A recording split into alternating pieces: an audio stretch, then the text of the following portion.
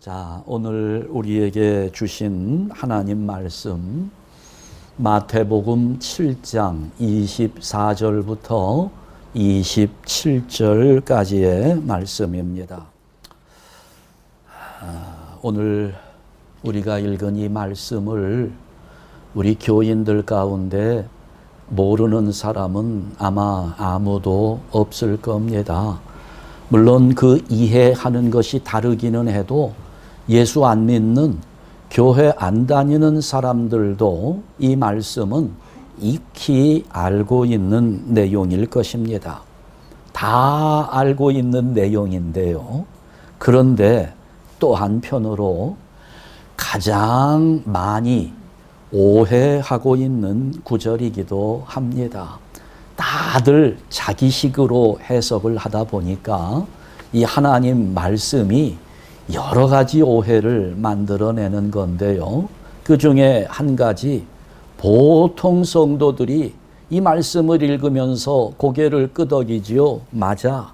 세상에는 지혜로운 사람이 있고 어리석은 사람이 있고, 그러면 누가 지혜롭고 누가 어리석으냐? 예수를 믿고 교회 다니면서 하나님을 섬기는 지혜로운 사람이 있고, 예수를 믿지 않고 교회 다니지 않으면서 세상에만 관심을 가진 어리석은 사람이 있다라고 이렇게 생각을 하는 겁니다. 그런데 여러분, 이 말씀을 우리가 조금만 생각을 해보면 여기에서 말하는 어리석은 사람과 지혜로운 사람은 둘 다 믿는 사람들을 지칭하고 있음을 알 수 있습니다. 이 말씀 속에 예수 안 믿는 불신자들은 고려되지 않고 있는 내용입니다. 믿는 사람들을 대상으로 이 말씀을 하고 있어요. 그러니까 우리 교인들을 두 종류로 나눈 겁니다. 성도들 가운데 두 가지 성도가 있다. 어리석은 성도가 있고 지혜로운 성도가 있다 하는 말씀을 주시는 겁니다.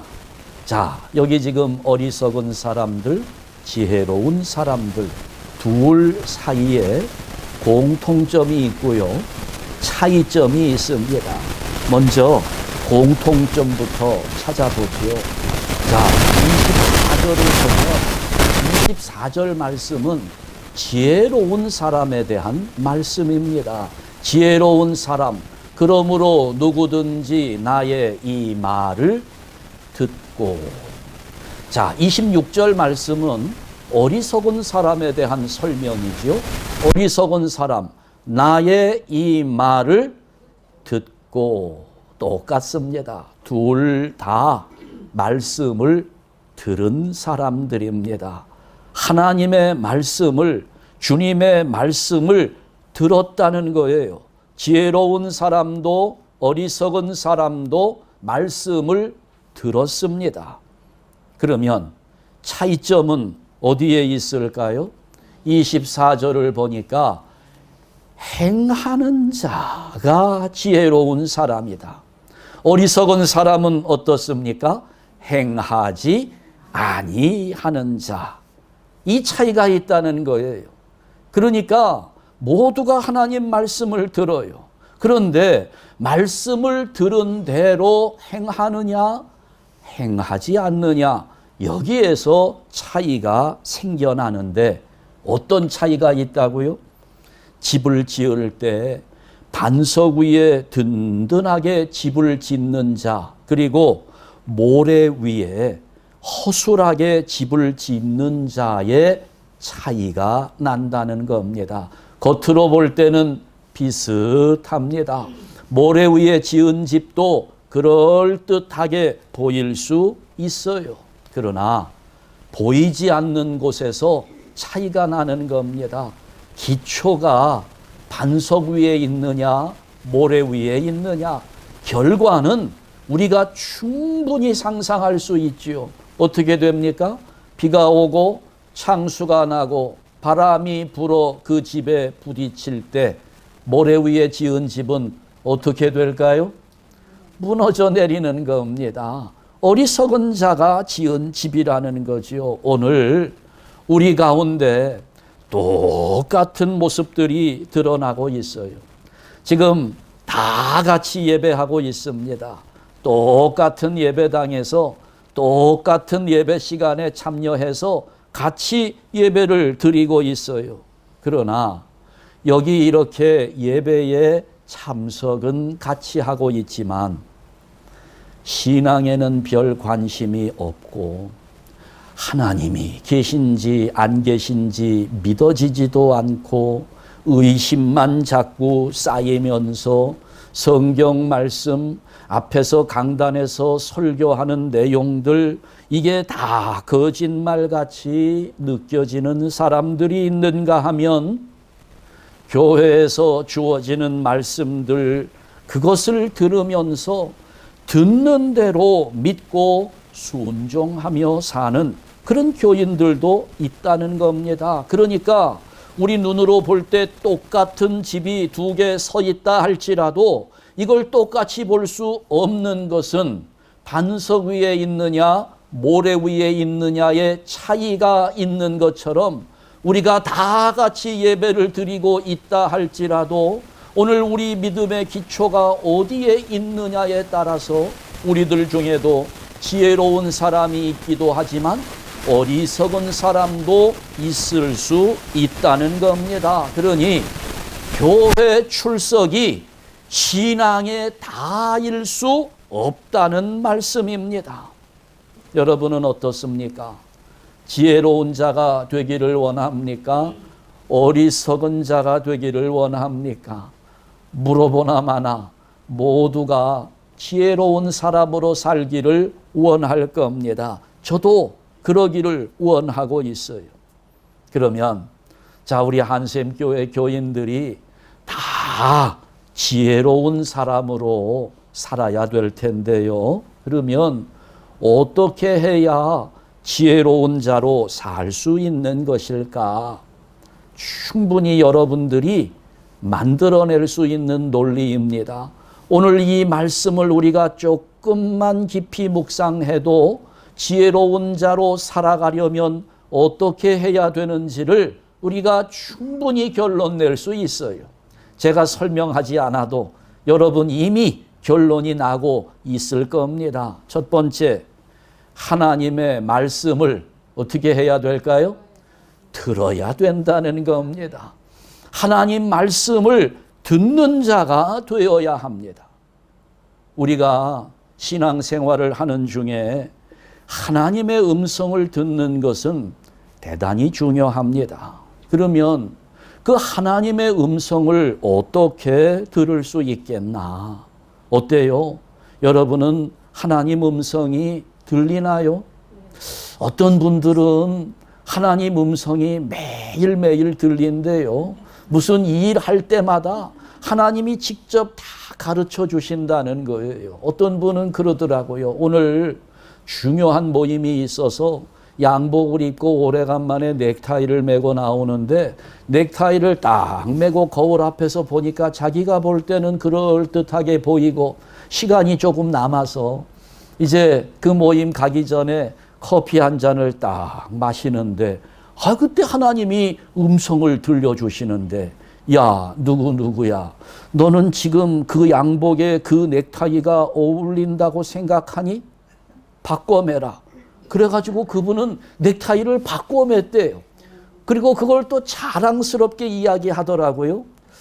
그래서 저는 생각했어요. 야, 이분이 믿는 하나님은 정말 자상하시고 세밀하시고 아이고 얼마나 친절하신 하나님인가. 그런데 여러분 착각하지 말아야 될 것은 하나님은 우리를 그렇게 바보 취급하시지 않는다는 걸 알아야 돼요. 그런 부분은 하나님께서 우리들 스스로 얼마든지 할 수 있도록 능력을 주셨어요. 그걸 하나님이 일일이 가르치시면서 야, 밥을 먹을 때는 숟가락으로 잡아야 돼. 이걸 가르치시겠어요? 김치 먹을 때는 젓가락으로 먹어야 돼. 이걸 가르치시겠느냐고요. 오해하지 맙시다. 하나님 음성을 어떻게 들어요? 어떤 분은 꿈으로 본다고 하고 어떤 분은 환상을 통해서 하나님이 음성을 들려주신다고 성경에 그런 부분들이 나와 있죠. 물론 여러분, 하나님은 예전에는 사람들 앞에 직접 나타나셔서 직접 말씀해 주시기도 했습니다. 그러나 지금은 그렇게 하시지 않습니다. 왜 그럴까요? 왜 직접 나타나시고 왜 직접 말씀을 안 하실까요? 이미 하나님은 우리에게 하고 싶은 말씀을 다 하셨기 때문입니다. 이미 다 하셨어요. 성경을 통해서 하나님은 우리에게 말씀하시고 싶은 모든 진리를 다 말씀하셨다는 겁니다. 그래서 지금은 우리가 하나님의 음성을 들을 때 성경을 통해서 하나님의 음성을 들을 수 있는 겁니다. 그러니까 우리 성도는 하나님의 말씀을 들어야 지혜로운 자가 된다고 그랬잖아요. 들어야 돼요. 어떻게 들을 수 있다고요? 맨날 꿈만 꾸려고 하지 말고 환상을 기대할 것이 아니라 분명한 하나님의 말씀이 지금 내 손에 들려 있는데 이 성경을 펴고 이 성경을 읽을 때 하나님의 말씀이 우리 가운데 들리게 된다는 겁니다. 성경이 하나님의 말씀이에요. 그런데 이게 보면 참 재미있어요. 인류 역사상 가장 많이 팔린 책 무엇일까요? 성경입니다. 베스트셀러입니다. 따를 책이 없어요. 비교가 안 돼요. 그런데 또 한 가지 묻지요. 세상에서 가장 읽히지 않은 책은 무슨 책일까요? 이게 팔리기는 제일 많이 팔렸는데 읽는 것을 따지면 가장 안 읽히는 책이 성경책이라는 거죠. 얼마나 안타까운 일인지 모릅니다. 일주일 내내 우리 집에도 그렇잖아요. 여러분 성경책 어디 있는지 기억하나요? 오늘도 올 때 성경책 안 가지고 오신 분들이 대부분인데 교회에서 다 PPT로 띄워주고 해주니까 이제는 성경책을 안 가지고 다녀도 예배 드리는데 지장이 없어서 뭐 제가 성경책 안 가져왔다고 그거 책망하려고 하는 이야기는 아닙니다. 여러분 집에 성경책 한두 권씩 다 있을 거 아니에요. 어디 있는지 아세요? 주일날 성경책 들고 가야지 해가지고 성경책이 어디 있나 해서 구석구석 뒤지다 보니까 저쪽에 들어가 있어요. 일주일 동안 성경책은 거기서 숨도 제대로 못 쉬고 있다가 딱 꺼내보니까 또 어때요? 거기 또 먼지가 이렇게 묻어있네. 그러니 또 먼지 털어내느라고 일주일 내내 읽히지 않은 것도 서러운데 주일날은 매까지 맞아야 돼. 야, 먼지 털어낸다고 그냥 이렇게 하지요. 이래서는 안 된다는 거죠. 저는 저와 여러분 모두가 지혜로운 성도가 되기를 원하는데 정말 귀하신 하나님의 말씀이 기록된 성경책을 읽어야 합니다. 이것이 신앙의 기초입니다. 여러분, 성경을 읽지 않으면서 교회 출석하는 중에 신앙생활 한다고 생각하시는 분들은 나는 음식을 안 먹으면서도 100살까지 살 수 있다고 말하는 사람과 똑같은 것입니다. 여러분, 성경을 읽는 것은 필수입니다. 반드시 읽어야 합니다. 이것이 우리 신앙의 가장 중요한 전제 조건이 되는 것입니다. 우리 한샘교회 성도 여러분들, 제가 간곡하게 부탁드려요. 아니요, 이거는 부탁을 해야 될 것이 아니라 명령을 해야 될 건데 이게 여러분 얼굴을 보니 제가 또 마음이 약해져서 명령하기보다는 좀 부드럽게 부탁을 하고 싶어요. 우리 한샘교회 성도 여러분들, 성경, 하나님의 말씀을 읽으면서 그 말씀을 가슴에 새기고 살아가는 지혜로운 성도들 되시기를 주님의 이름으로 축원합니다. 두 번째는 뭘까요? 들은 대로 행하여야 한다는 겁니다.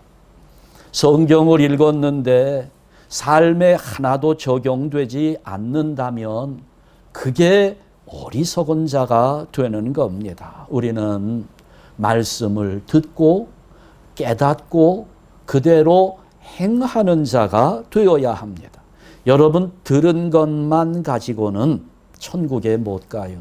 어떤 분이 그러더라고요. 듣기만 하고 행하지 않은 사람들이 천국을 가기는 간대요. 그런데 귀만 간대요. 들은 것만 가지고는 안 되는 겁니다. 비가 내리고 창수가 나고 바람이 불어 그 집에 부딪힐 때 무너져 버리는 겁니다. 하나님의 심판이 임할 때 듣기만 한 사람들의 신앙은 무너져 버리고 마는 거예요. 들은 대로 순종하는 자가 하나님의 은혜 안에 거하는 것이고 하나님의 복을 받게 되는 겁니다. 신명기의 주제가 여기에 있는 거예요. 신명기는 두 가지 길을 제시합니다. 하나는 축복의 길이고 하나는 저주의 길이에요. 하나는 생명의 길이고 하나는 사망의 길입니다. 이 두 가지 길 가운데 순종하는 자는 축복의 자리에 서게 되고 생명의 자리에 앉게 되지만 순종하지 않는 자는 사망의 길을 걸어가게 되고 저주의 자리에 앉게 된다는 겁니다. 들은 대로 행하는 것이 중요합니다. 그러니 간단하지요. 내가 지혜로운 성도가 되는 것은 어디에 있어요? 성경을 읽고 말씀대로 사는 겁니다. 그것이 지혜로운 성도가 되는 거예요. 저는 오늘 우리 한샘교회 모든 성도들이 다 지혜로운 자로 살아가면서 하나님 안에 주어진 은혜와 복을 풍성하게 받으며 살아가기를 간절히 소원하고 있어요. 그러기 위해서 우리 신앙의 기초를 든든하게 세워야 되는 겁니다. 여러분, 신앙의 기초가 뭐라고요? 신앙의 기초는 하나님을 아는 것입니다. 더 정확하게 말하면 하나님의 뜻을 아는 거예요. 그런데 그 하나님의 뜻을 아는 것은 오직 성경을 통해서만 가능한 일입니다. 그러니 오늘 우리는 반드시 성경을 읽어야 하는 거예요. 교회는 그런 곳입니다. 교회는 무슨 일을 하든지 간에 반드시 성경의 토대 위에서 이루어져야 하는 겁니다. 성경을 읽지 않고 교회가 무슨 일을 한다는 것은 이거는 말이 되지 않는 거예요. 하다못해 여러분, 우리가 식사를 하고 설거지를 하는 것도 성경을 읽고 설거지를 해야 돼요. 집에서 하는 설거지와 교회에서 하는 설거지가 똑같을 것 같아요? 다릅니다. 교회에서 하는 거는 뭘 하든지 성경을 읽고 해야 되는 겁니다. 앞으로 여러분 교회 와서 숨 쉴 때 성경 읽고 숨 쉬세요. 숨 쉬는 것도 성경을 읽고 숨을 쉬어야 되는 거예요. 교회는 그런 겁니다. 말씀의 기초 위에서 신앙의 집이 견고하게 세워지는 거예요. 여러분, 지금까지 우리 한국교회 보세요. 한국교회가 많은 집을 지었습니다. 예배당도 지었고요. 교육관도 지었습니다. 기도원도 지었어요. 뭐 눈에 보이는 건물들도 많이 지었습니다. 영적인 건물들도 많이 지었지요. 무슨 성경 공부를 했고 제자 훈련을 했고 어떤 교회는 무슨 뭐 독수리 훈련에 두 날개 프로그램을 운영도 하고 뭐 전도 폭발 훈련을 강사 데려다가 시키면서 또 뭐 셀그룹을 조직도 해가면서 그리고 전 세계 아프리카 뭐 남아메리카 선교를 해야 된다고 비전을 세우면서 또 사회적으로 구제도 해야 되고 홈리스 사역을 하면서 이런 사회 활동을 통해서 교회는 지금까지 많은 신앙의 집들을 지어 왔습니다. 눈에 보이는 건물도 지었고 영적인 건물도 지었어요. 그런데 지금 그 집들이 다 무너지고 있습니다. 왜 그랬을까요? 기초가 빈약하니까 이게 사상누각이 되는 거예요. 모래 위에 지은 집이 되어버리고 말았습니다. 교회는 그러면 안 되는 거예요. 교회는 눈에 보이는 집이나 눈에 보이지 않는 집이나 반드시 어디에 세워야 한다고요? 말씀의 반석에 지워야 되는 겁니다.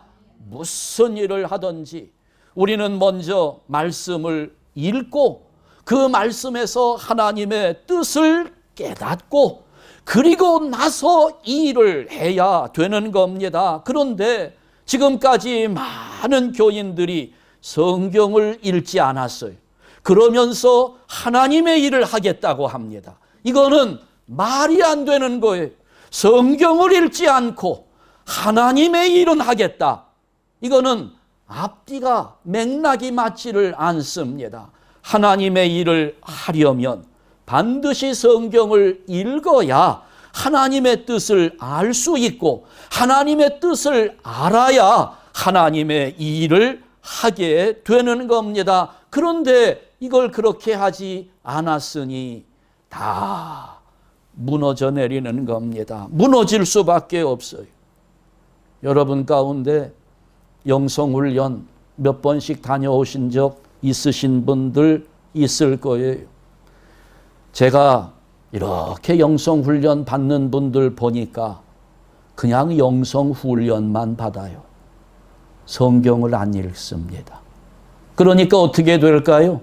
성경을 읽지 않고 영성훈련만 하다 보니까 결국은 귀신을 찾게 되어 있는 겁니다. 엉뚱한 길로 걸어가는 거예요.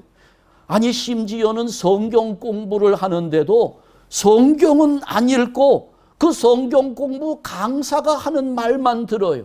성경을 읽지 않고 성경 공부를 하다 보니까 어떻게 됩니까? 성경이 그냥 인간의 윤리나 철학으로 전락해버리고 마는 겁니다. 기도하는 것도 중요해요. 기도가 얼마나 우리에게 중요한 일인지 몰라요. 그런데 기도도 많이 하시는 분인데 성경을 안 읽어요. 그러니까 어떻게 됩니까? 그 기도가 우리의 신앙을 미신으로 치닫게 하는 겁니다. 성경을 읽지 않고 하면 그렇게 되는 거예요. 봉사, 교회에서 여러분 봉사하잖아요. 청소도 하고 설거지도 하고 음식 준비도 하고 뭐 주보도 나누어 주고 많은 봉사를 우리가 하잖아요. 여기 피아노도 바이올린도 악기 연주도 하고 뭐 봉사를 많이 해요. 그런데 이 봉사도 성경을 읽으면서 해야 되는데 이걸 성경을 읽지 않고 봉사하다 보니까 어떤 일이 생깁니까? 불평이 생겨요. 불만이 나옵니다. 싸움이 일어나고 다툼이 생기고 거기에서 분열이 생겨나는 겁니다. 심지어 오늘날에는 설교조차도 성경을 안 읽고 하는 경우가 얼마나 많은지 몰라요. 설교를 하는 사람도 성경을 안 읽어요. 성경을 전체적으로 읽어야 되는데 성경을 읽으면서 하나님의 뜻을 깨닫고 그것을 설교해야 되는데 이걸 읽지 않고 먼저 설교를 머릿속에 구상합니다. 그리고 자기가 구상한 설교의 내용을 뒷받침하는 성경 구절이 어디 있는지를 찾는 거예요. 굉장히 잘못되어 있지요. 하나님의 말씀을 통해서 깨닫는 바가 선포되는 것이 설교인데 자기의 생각을 하나님 말씀을 끄집어대면서 그렇게 이야기를 하니까 듣는 사람들은 또 어때요? 듣는 자들도 성경을 읽지 않고 설교를 들으니까 저게 하나님 말씀인지 인간의 말인지 구분이 되지 않아요. 어떤 분은 목사님, 나는 일주일에 설교를 10편 이상 듣습니다. 유튜브를 통해서 아주 유명한 목사님들 설교는 다 듣는다는 거예요. 성경은 안 읽어요. 듣는 자가, 설교를 듣는 여러분이 설교를 듣지 않고 성경을 읽지 않고 설교를 듣게 되면 이게 바른 하나님의 말씀인지를 분별하지 못하게 되는 겁니다.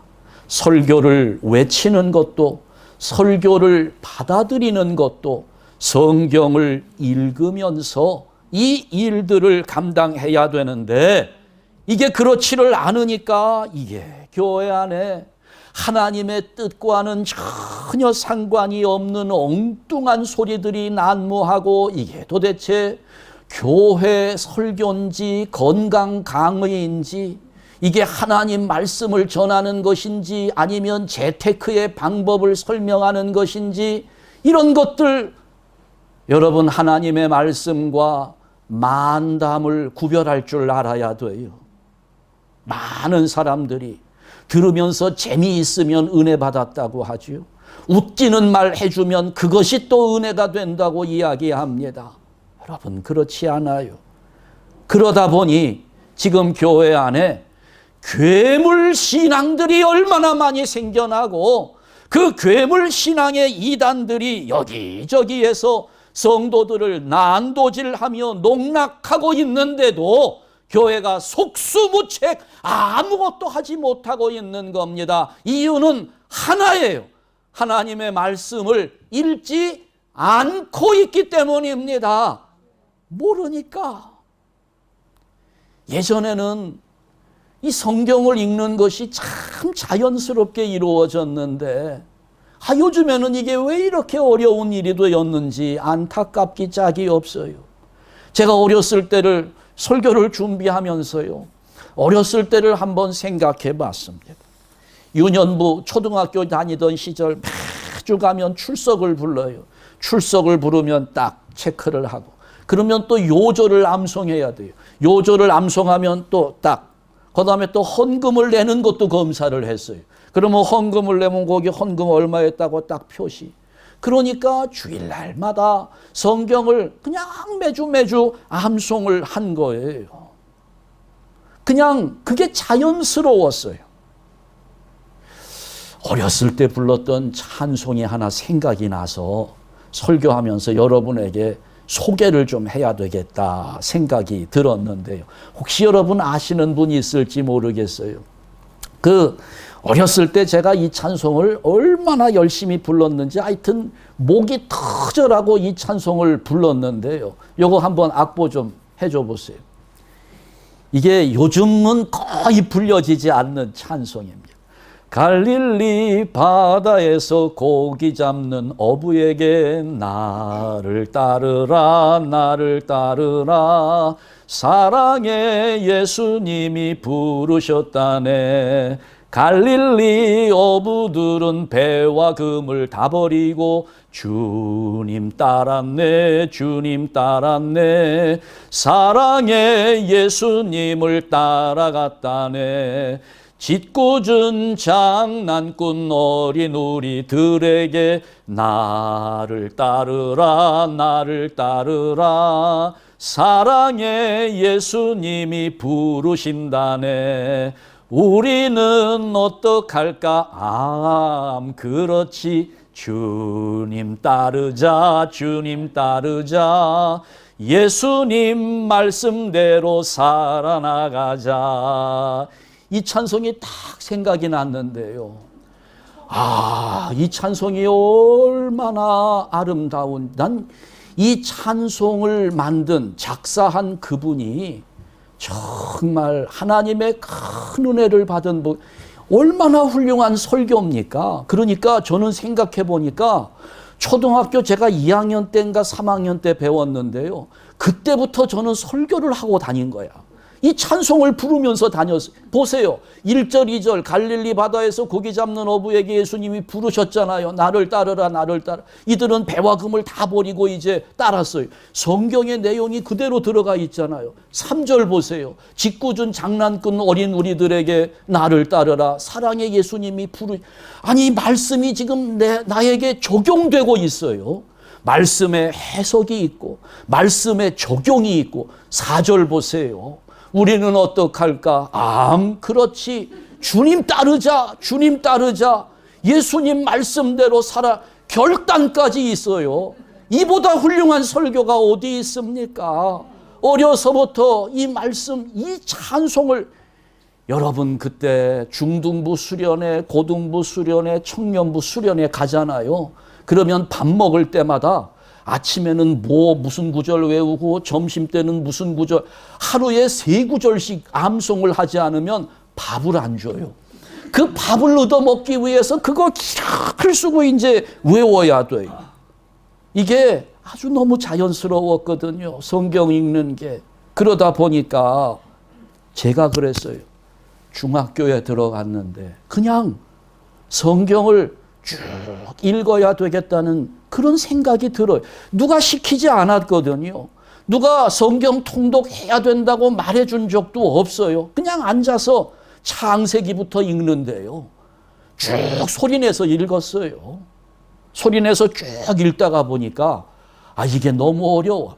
창세기 5장에 가니까 무슨 사람 이름이 쭉 나오는데 이게 너무너무 어려운 거야. 그래서 안 되겠다 해가지고 이거 마태복음 신약부터 읽자 해서 신약은 읽었더니 창세기는 5장부터 나오는데 신약은 1장부터 나오는 거야. 아브라함이 이삭을 낳고 이삭이 야곱을 낳고 해가지고 너무너무 어려운데 그래도 제가 방학 때 굳게 결심을 하고 읽기 시작했습니다. 지금 아마 성경 소리내서 읽는 걸로 따지면 저 따를 자 몇 명 없어요. 잘 읽습니다. 이게 어려서부터 그런 게 됐거든요. 그러다 보니 어때요? 지금 제가 목사가 됐잖아요. 하나님 말씀을 초등학교 2학년 때부터 이 찬송 부르며 설교를 하고 다녔으니까 어려서부터 성경 구절을 통해 하나님의 말씀이 세포 하나하나에 스며드는 거예요.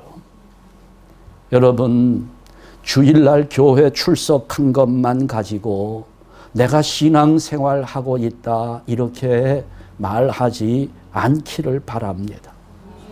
많은 성도들이 성경을 읽지 않아요. 이것은 우리들 스스로 어리석은 자의 길을 선택하여 걷고 있는 겁니다. 지혜로운 자가 되기를 원하는 우리가 어리석은 자의 길을 알면서도 걸어가고 있어요. 너무 안타깝죠.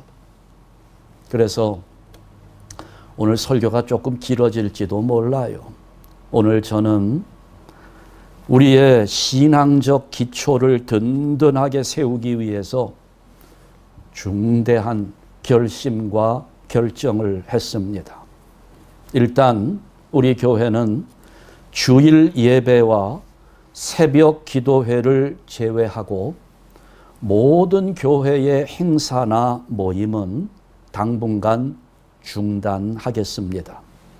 주일 오후 찬양 모임도 또 수요 기도회도 6월부터 재개한다고 광고는 드렸고 준비는 했습니다만 우리 신앙의 기초가 든든하게 될 때까지 미루겠습니다.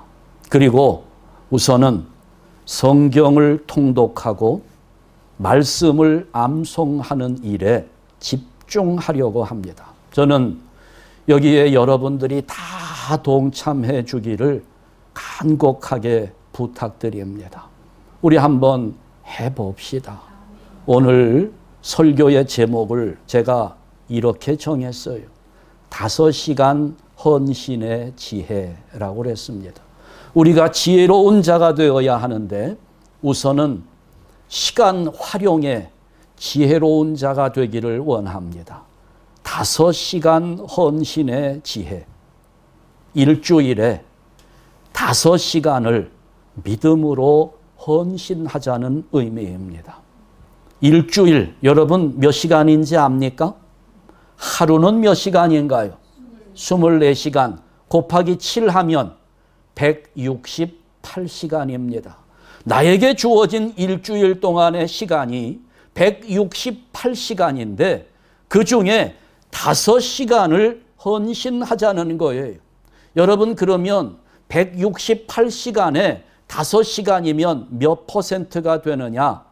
3%가 채 되지 않습니다. 2.8 얼마예요? 3%로 잡아요. 내게 주어진 시간의 3%를 우리가 하나님께 드리는 마음으로 나의 신앙의 기초를 위해서 헌신하자는 겁니다. 여러분 너무 어렵게 생각하지 마세요. 아유, 일주일에 5시간 동안이나 뭘 하라고.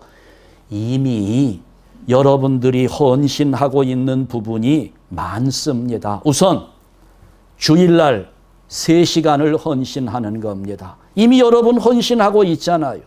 우리 주일 예배 드리는 거 1시간 30분. 우리 교회는 10시 반에 시작을 해요. 때로는 12시 한 10분쯤 끝날 때도 있는데 그냥 1시간 30분 잡습니다. 그리고 나면 함께 식사하고 교제하는 거, 여러분 이것도 그냥 내가 밥 먹는다 생각하지 말고 우리의 신앙을 위한 일이다 생각을 하면서 의무감을 가지세요. 반드시 앞으로는 밥 안 먹고 그냥 가는 분 한 분도 없기를 바랍니다. 이것도 우리 신앙, 우리 성도의 교제를 위한 헌신의 시간입니다. 이것 또한 헌신하는 거예요. 1시간 30분 예배 드리고요. 식사와 교제하는 거 1시간 10분, 합이 몇 시간입니까? 2시간 40분 되는 겁니다. 이건 이미 여러분들이 하고 있는 거니까 5시간에서 이것을 빼도 괜찮아요. 부담 갖지 말라는 이야기입니다. 그리고 나서 플러스 20분인데요. 그 20분은 다른 평일날처럼 20분입니다. 그 20분, 평일의 20분은 뭐냐? 이제 주일날은 따로 떼냈고요. 월요일부터 토요일까지 6일 동안인데 매일 20분씩 6일이니까 120분이 되죠. 120분이면 2시간입니다. 하루에 20분을 시간 내는 거예요. 자, 찬송 부르는 시간 3분. 여러분 매일 찬송 하나씩만 불러봅시다. 주일날 교회 와서만 부르지 말고요. 아니 찬송을 모르는데 어떻게 불러요? 여러분 좋아하는 유튜브에 찬송가 다 들어있고요. 복음성가 다 들어있습니다. 어떤 거든지 누르면 다 나옵니다. 내가 오늘 은혜에 대한 찬송을 부르고 싶다 그러면 유튜브에서 복음성가 은혜 치면 은혜에 관한 찬송 쫙 나와요. 그 중에 아무거나 하나 해도 괜찮습니다. 아, 내가 찬송가를 불러야 되는데 찬송가 120장 치면 그냥 나와요. 모른다고 핑계하지 말고 하루에 하나씩만 3분 잡습니다.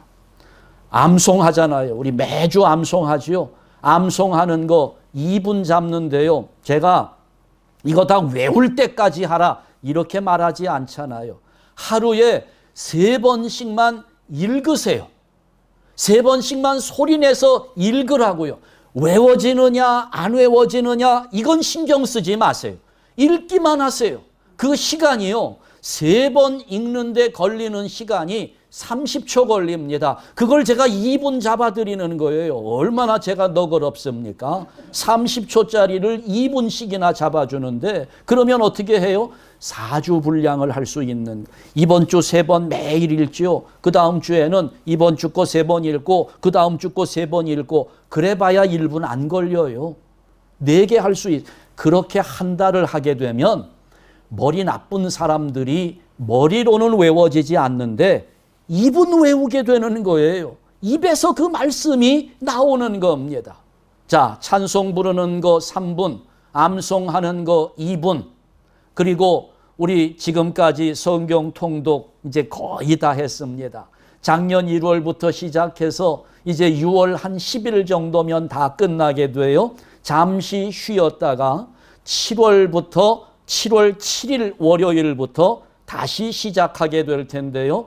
이번 성경 통독 지금까지는 몇몇 분들만 했습니다. 이제 이번 성경 통독하는 것부터는 저는 우리 교인들이 다 참여했으면 좋겠어요. 여러분 성경 통독 내가 소리내서 읽고 이거를 카톡에다가 올리는 거예요. 그러면 나도 들을 수 있고 다른 사람도 듣게 되는데 이 일을 하는데 여러분 이거는 잘 읽었다 못 읽었다 읽으면서 틀렸다 안 틀렸다 이거는 전혀 개의할 필요가 없어요.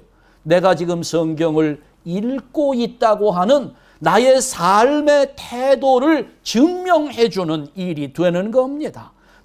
저는 여러분들이 우리 모든 교인들이 다 성경 통독 우리가 1년 반 해보니까요. 요거 한 번 하는 게 평균 7분에서 8분 걸립니다. 매일 하게 되는데 성경 한 3장에서 4장 정도를 읽어요. 이게 한 8분 걸리는 거 제가 또 마음이 좋으니까 10분 쳐드립니다. 그리고 기도.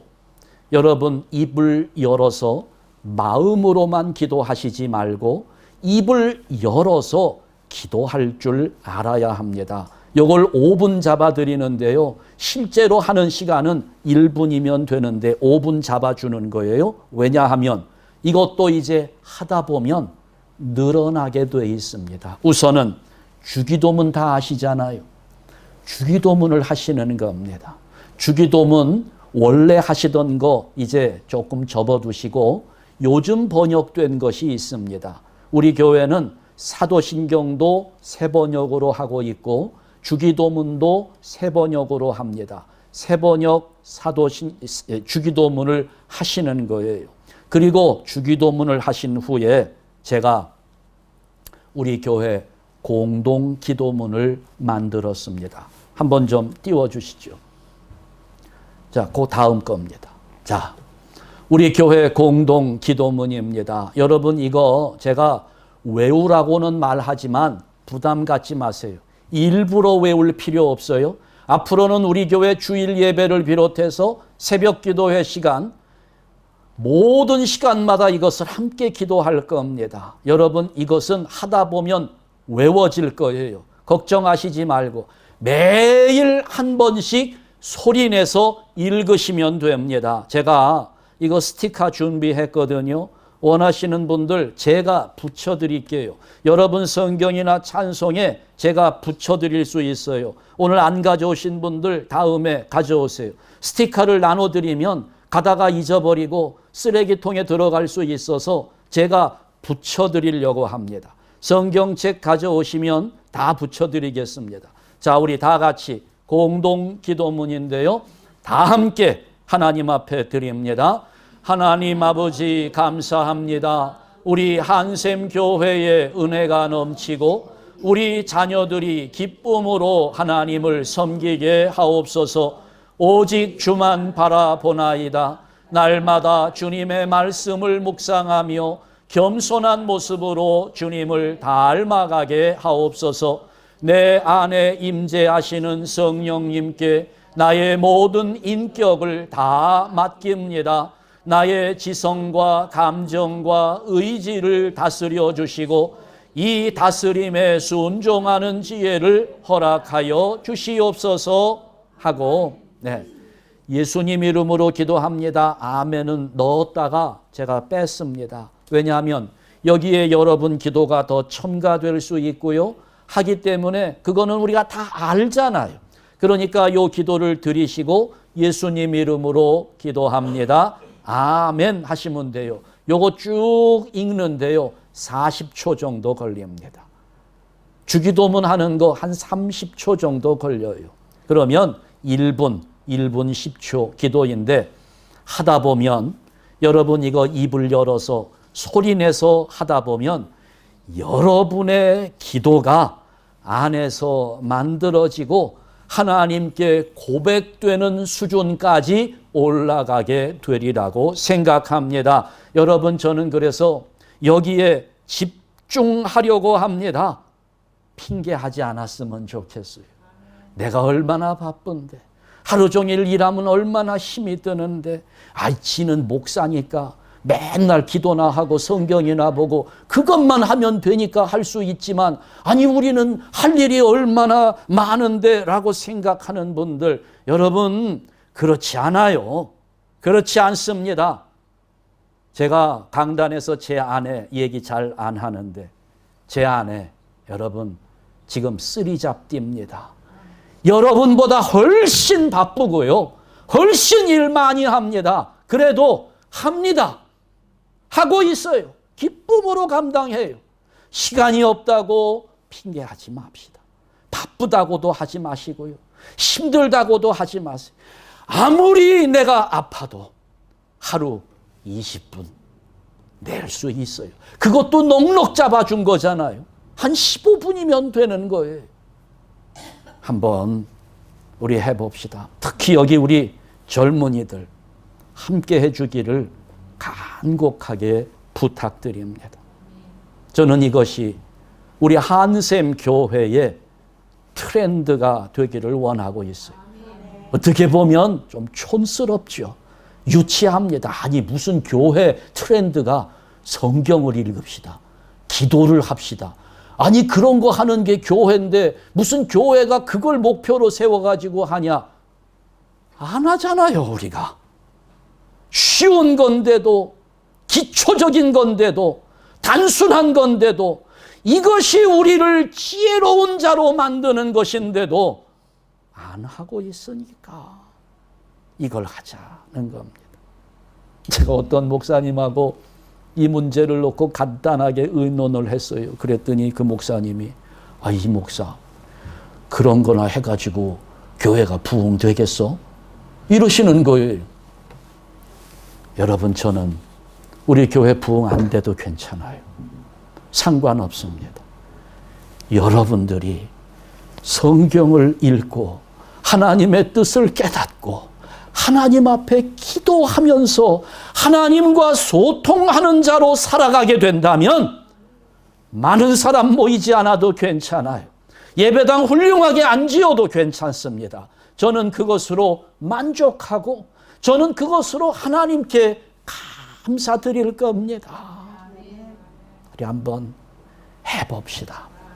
한 달, 6월달 여러분 준비운동, 영적으로 준비운동 많이 하세요. 이제 7월부터 시작할 거거든요. 준비운동 많이 하시는데 각오하시라는 얘기예요.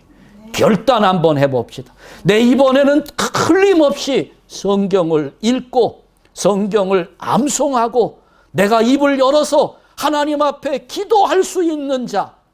아니 세상에 교회를 50년이나 다녔다고 자랑하시는 분이 밥 먹을 때 기도 좀 해달라니까 나는 기도 못한다고 말하면 이게 말이 앞뒤가 안 맞잖아요. 저는 확신해요. 주기도문과 공동기도 이거 여러분 소리내서 매일 하다 보면 저절로 내 입에 붙게 되고 이제 기도의 용어가 익숙해집니다. 그러면 하나님께 나도 기도할 수 있게 돼요. 개인적으로 기도할 수 있게 되고 어느 자리 누가 모여 있는 자리에서 갑자기 기도하라고 해도 그냥 할 수 있어요. 안 되면 이것만 하시면 돼요. 이거 그냥 기도하시면 되는 겁니다. 우리가 유치한 것 같아도 이제 우리 교회 특징이지요. 우리 교회의 트렌드입니다. 한샘교회는 어떤 교회냐? 한샘교회는 이런 교회다. 요거 앞에 있는 화면 좀 띄워주세요. 한샘교회는 이런 교회입니다. 성경을 통독하고 말씀을 암송하고 주님께 기도하고 예배에 집중하는 교회다. 우리 교회입니다. 우리 한번 다 같이 읽습니다. 성경을 통독합시다. 말씀을 암송합시다. 주님께 기도합시다. 예배에 집중합시다. 아멘. 우리 함께 한번 가봅시다. 주님 앞에 갔을 때 아무것도 모르고 너 세상에서 뭐 하다 왔니? 뭐라고 대답하실래요? 그래도 네 가지는 대답할 수 있잖아요. 성경 통독했는데요. 성경 말씀 암송했는데요. 주님께 기도했는데요. 하나님께 예배드렸는데요. 이건 우리가 말할 수 있어야 되지 않겠어요? 우리가 이렇게 한번 실천하면서 하나님 앞에 부끄러움 없이 기뻐하는 자녀들 될 수 있기를 주님의 이름으로 축원합니다. 기도하겠습니다. 하나님 아버지 감사합니다.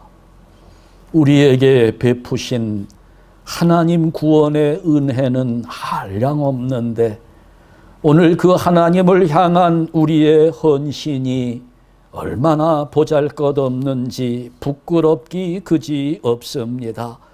하나님, 그러나 이제부터 우리 하나님을 바라보며 헌신의 지혜가 우리 안에 발휘되면서 우리가 하나님 말씀을 듣고 들은 대로 순종하는 삶을 실천하는 지혜로운 성도로서 기초를 든든히 세우고자 합니다.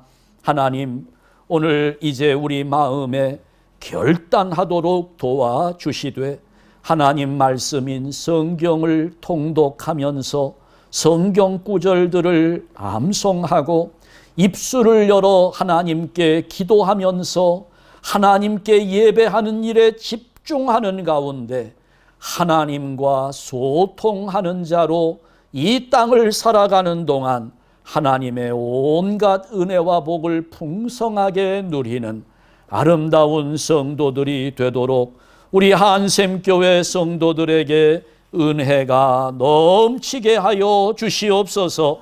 예수 그리스도의 이름으로 기도하옵나이다. 아멘.